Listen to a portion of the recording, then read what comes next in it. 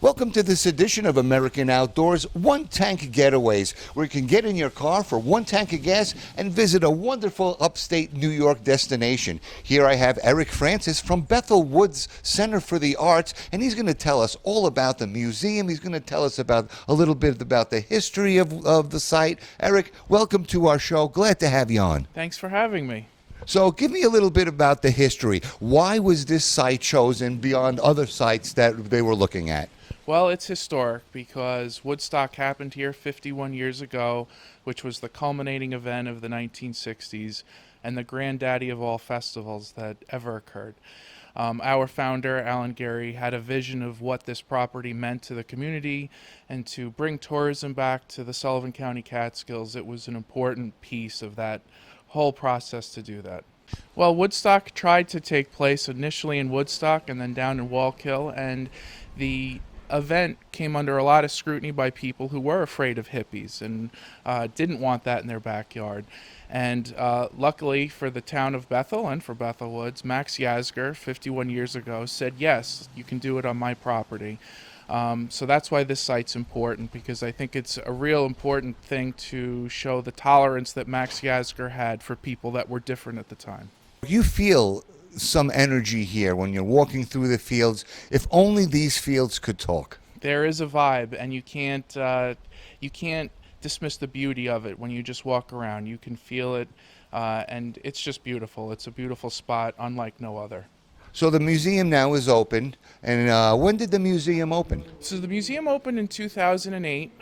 We opened the concert venue in 2006, and the museum's open pretty much year-round, except for a little close in January and February when it's a little quiet up here. Everyone knows you could come here and see a wonderful concert, but there are other activities throughout the year and through the weeks, and summer, winter, spring, fall. You could always visit Bethel Woods Center for the Arts.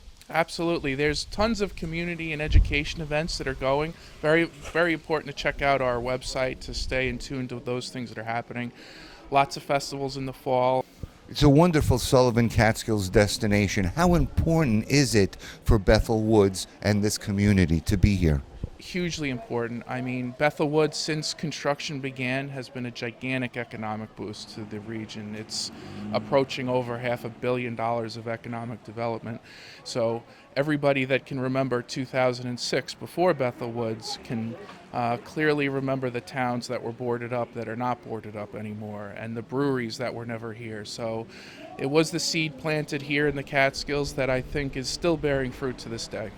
So, Eric, huge resurgence in this area, and this Woodstock site has just been put on the historic registry. Yes, we've been on, and it was an important designation just in terms of the work we do to preserve the history that's here, because nowhere in history will 450,000 people ever come together in a peaceful manner like they did in 1969. So there was a lot of history made here, and the site's deserving of that